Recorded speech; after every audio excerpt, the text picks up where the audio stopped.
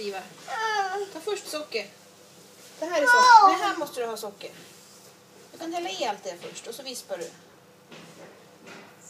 Alltihopa. Är det tomt? Är det slut där i? Men där är det slut. Så.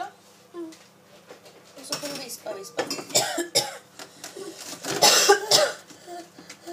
Oj. Har du gjort det där själv?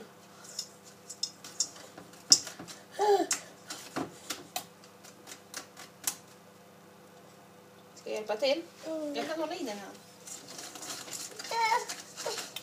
Nej.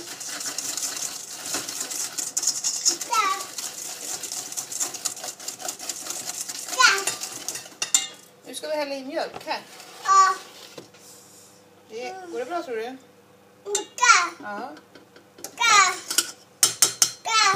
Ska jag hälla där i? Så. Mera. Vad är det där för något? Är det mjölk och smör? Mera.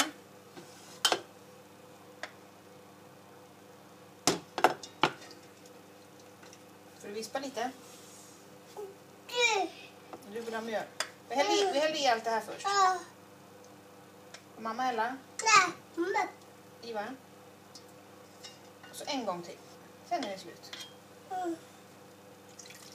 Oj. Nu vispar du lite först.